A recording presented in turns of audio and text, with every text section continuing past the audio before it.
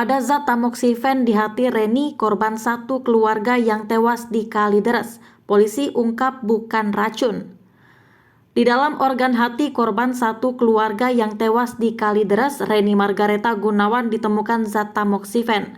Hal tersebut diungkapkan oleh Kabid Kimia dan Biologi Forensik Puslab 4 Bareskrim Polri Kombes Wahyu Marsudi saat konferensi pers pada Jumat 12 Desember 2022. Dari organ hepar Ibu Reni kita temukan adanya tamoksifen.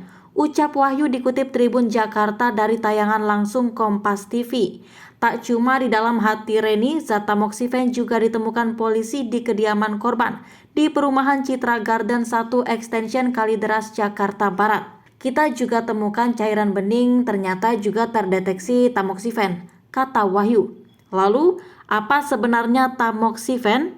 Menurut Wahyu, tamoksifen bukanlah racun, melainkan obat untuk penderita kanker payudara.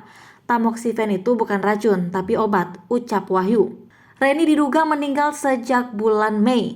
Polisi mengatakan Reni Margareta diyakini sudah meninggal sejak Mei 2022. Diwartakan sebelumnya Reni dan 3 orang anggota keluarga ditemukan tewas di dalam rumahnya sendiri di perumahan Citra Garden 1 Kalideres, Jakarta Barat pada Kamis 10 November 2022. Jasad satu keluarga yang telah membusuk dan mengering itu ditemukan pertama kali oleh warga setempat yang terganggu dengan bau tak sedap di permukimannya. Suami Reni, Rudianto Gunawan, ditemukan dalam posisi tertidur di kasur di kamar belakang. Kemudian Reni Margareta Gunawan ditemukan di kamar depan dalam posisi tertidur di atas kasur. Di kamar yang sama pula juga ditemukan jasad anak dari Rudianto dan Reni yang bernama Dian, namun letaknya di lantai.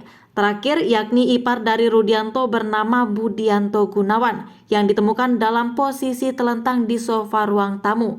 Ini berarti Dian dan Budianto yang kerap disaksikan oleh warga masih beraktivitas pada periode 2 hingga 3 bulan sebelum ditemukan tewas, sempat hidup bersama mayat. Jenazah itu diperlakukan seperti manusia yang masih hidup. Dian yang saat itu masih hidup bahkan masih memberikan susu hingga menyisiri rambut ibunya meski sudah dalam keadaan tak bernyawa lagi.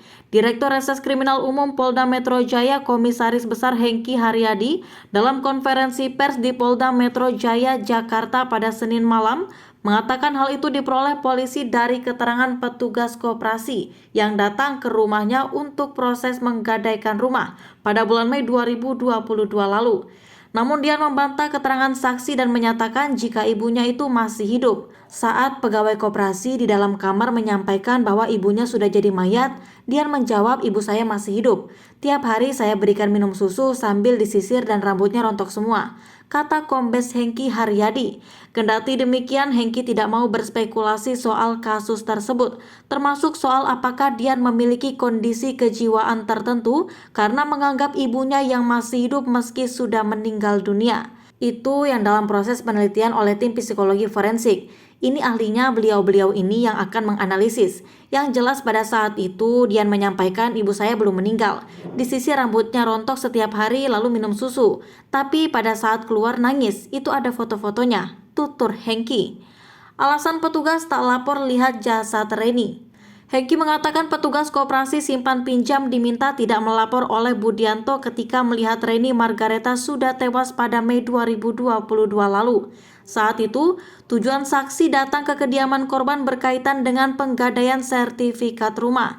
Namun, ketika mengetahui bahwa Margareta sudah tak bernyawa, saksi langsung pergi keluar. Langsung keluar yang bersangkutan tidak ingin lagi melanjutkan proses gadai pinjam uang ini. Langsung mengajak 2 saksi lain segera keluar, kata Hengki di Polda Metro Jaya pada Senin 21 November lalu. Setelah itu, Budianto langsung mengejar petugas tersebut dan meminta agar tidak melaporkan apa yang sudah dilihatnya di dalam rumah tersebut. Budianto menyampaikan tolong jangan sampai dilaporkan ke polisi, jangan sampai dilaporkan ke pihak RT ataupun warga sini. Ia meminta tolong dan ternyata memang tidak dilaporkan, ungkap Hengki. Hengki mengaku menyesalkan keputusan yang diambil oleh saksi dengan tidak melaporkan soal jasad di dalam rumah tersebut. Alhasil, kematian satu keluarga itu baru diketahui berbulan-bulan kemudian. Ini yang kami sesalkan. Seharusnya kita semua sebagai masyarakat tidak boleh permisif, ujarnya.